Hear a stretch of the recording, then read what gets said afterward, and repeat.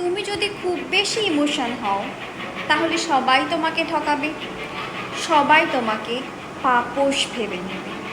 একটা ছোট্ট কথা বলি, ধরো আমরা পাড়ার মোড়ে যখন চা খাই, সেই চাটা আমরা হয়তো 10 কিংবা 20 টাকায় পেয়ে যাই, কিন্তু সেই একই চা যখন আমরা রেস্টুরেন্টে গিয়ে খাই তখন বিলটা বেশি হয়।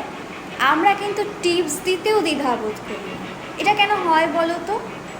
কারণ ওটা ব্র্যান্ডেড, ওটাকে আমরা বেশি ভ্যালু দিই রেস্টুরেন্টকে, কিন্তু পাড়ার মোড়ের চা সেটাকে আমরা খুব একটা ভ্যালু দিই না, তাই কম টাকায় দিই।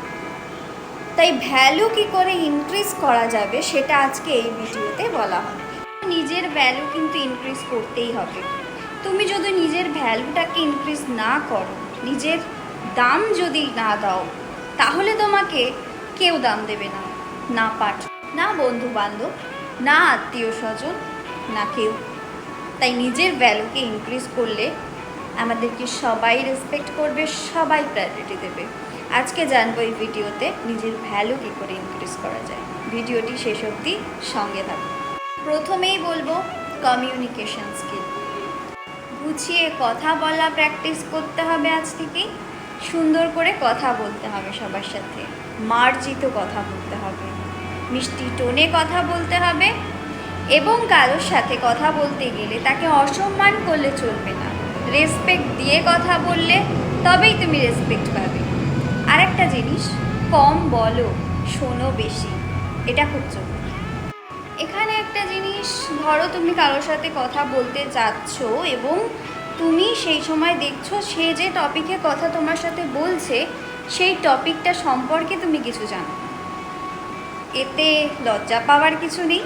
তুমি যেই বিষয়টা জানো না সেই বিষয়টায় চুপ থাকাই ভালো।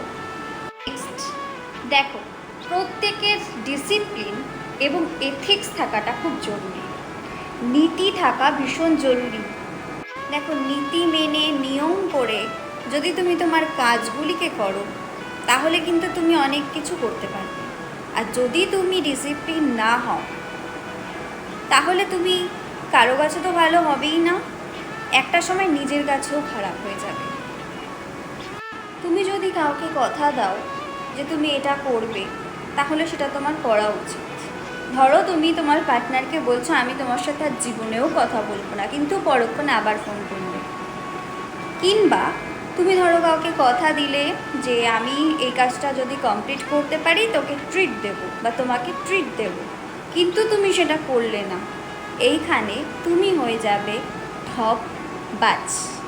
দেখো, ইমোশনকে কিন্তু কন্ট্রোল করতেই হবে, যেগুলো আমি আগের ভিডিওতেও বলেছি যে ইমোশনকে কন্ট্রোল করতেই হবে। কেন করতে হবে? কারণ তুমি যদি খুব বেশি ইমোশন হও সবাই তোমাকে পাপোশ বানিয়ে নিয়ে চলে যাবে, সবাই তোমার সুযোগ নেবে, সবাই তোমাকে ঠকাবে। সেই কারণে নিজের ইমোশনকে কন্ট্রোল করতেই হবে। ইমোশনকে কন্ট্রোল করার জন্য মেডিটেশন আছে, যোগা আছে, এক্সারসাইজ আছে, সেলফ টক করতে পারো আয়নার সামনে গিয়ে। তোমার ইমোশনকে যখন তোমার আত্মবিশ্বাসটা বাড়বে, তুমি কিছু করো, তুমি কিছু করলে তোমার আত্মবিশ্বাস বাড়বে, তখন তোমার ইমোশনটাও অনেকটা কেটে যাবে। নিজের ভ্যালু বাড়াতে গেলে কারোর সামনে ইমোশনকে দেখানো যাবে না। নাম্বার 4, চ্যালেঞ্জ নিতে হবে এবং চ্যালেঞ্জ অ্যাকসেপ্ট করতে হবে।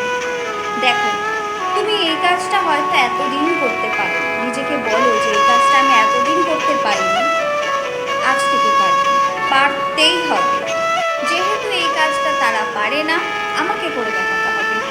যেহেতু আমাকে এই বিষয়টা নিয়ে খারাপ কথা বলা হয়েছে যে আমি পারি না, তাই আমাকে করে দেখাতে হবে। এইরকম চ্যালেঞ্জিং মাইন্ডসেট রাখতে হবে, তাহলেই তুমি পারবে নিজের ভ্যালু ইনক্রিজ করতে। নাম্বার 5, ধরো তুমি এই 4টে স্টেপ ফলো করো, কিন্তু এই 5 নম্বর স্টেপটা যদি তুমি ফলো না করো তাহলে তুমি কিছু করতে পারবে। 5 নম্বর স্টেপটা কি? নিজেকে অলওয়েজ পজিটিভ রাখতে হবে। নিজেকে বলতে হবে হ্যাঁ আমি পারবো। আমি কেন পারবো? আমি পারবো, আমাকে পারতেই হবে। অলওয়েজ ভাবো ভালো হবে, ভালো পারবো।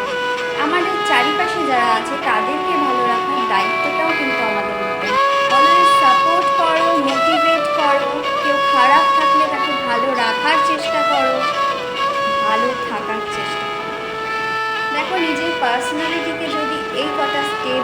সাজাতে পারো তাহলে তোমাকে সবাই রাখবে। আজকের ভিডিওটি কেমন লাগলো কমেন্ট সেকশনে জানিও। ভালো লাগলে অবশ্যই লাইক করে দিও। এরকম নতুন নতুন ভিডিও তোমাদের সাথে অবশ্যই শেয়ার করব।